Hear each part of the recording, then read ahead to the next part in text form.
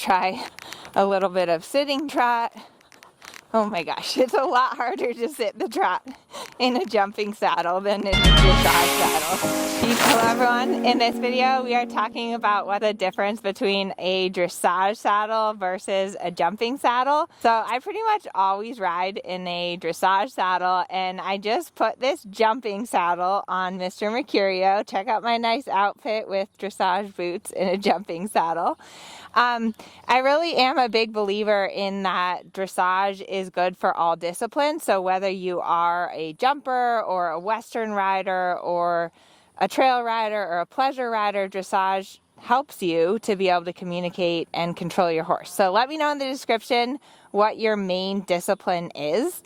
But the main difference between a dressage saddle and a jumping saddle is that in a dressage saddle, you really need to sit into your horse and stay connected to your horse all the time. So it's really designed to get you into the saddle. A dressage saddle has a deeper seat, more of a thigh block usually, and a longer knee roll and thigh roll. A jumping saddle, on the other hand, tends to have a little bit of a flatter seat, a shorter and more forward flap, and so it does feel quite different. Like when I was riding around, I was like, wow, it feels a lot different. So I'm just gonna ride around and kind of talk you through what I'm feeling, what's different, what's the same. So I'm just gonna go forward here at the walk. When you're in a jumping saddle, unless you're in your 2-point position, you still want to have that same ear, shoulder, hip, heel alignment. So I'm just making sure that I have that alignment in order to stay in balance. One thing that I notice is a little bit different in the jumping saddle is that I have to maintain a lot more kind of tone in my upper leg to keep my leg in the saddle. I feel like if I don't have enough tone in my leg, it's more like my leg is flopping around more. So I have to have a little more tone. I'm gonna go ahead up to the trot. And again, you know, for me, I feel like a jumping saddle, there's not as much in front of me. So I'm a little bit more like wanting to go forward like this into more of a 2-point position than I would in my dressage saddle. But that, you know, I mean, that's the point of a jumping saddle. That said, the basic dressage principles still apply. So I'm still working on, you know, steady tempo, steady contact, staying with my horse, keeping my alignment.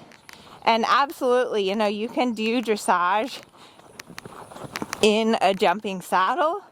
You don't have to have a dressage saddle to do dressage. All right, let's try the canter. So same thing in the canter. I mean, I definitely feel a little less secure, but a lot of that's because I'm so used to always riding in a dressage saddle. So whenever you change your saddle up, it's normal that you're gonna feel a little bit out of balance and a little less secure. And I do feel, you know, like if I wanna do a little 2-point and get up off his back, it's a lot easier to do that in a jump saddle, to kind of find this half seat versus in the dressage saddle. Trot, boy, change the bend, push him off the right leg. It's always good to ride in different saddles because it really is just a test of your position, of whether or not your horse is on the aids, and whether you can adapt to something different. Boy, good boy, good boy. And let's try a little bit of sitting trot. Oh my gosh, it's a lot harder to sit the trot in a jumping saddle than in a dressage saddle. He feels like so much bouncier in the trot. Good boy, Mercurio. Good boy. Good boy. So I would say, here's my takeaway advice, is that if you're mainly jumping, ride in a jump saddle. If you're mainly doing dressage, I would recommend getting a dressage saddle because it puts you more in the correct position. It puts you more into the saddle.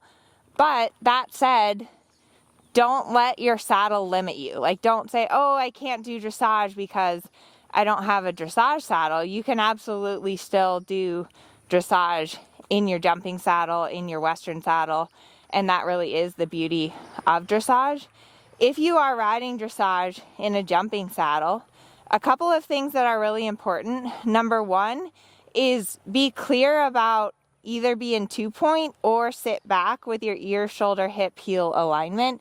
You're definitely going to have to focus more on keeping your upper body back in a jump saddle, and part of that is just because the jump saddle is designed to allow you forward and out of the saddle. So sitting back, sitting into the saddle.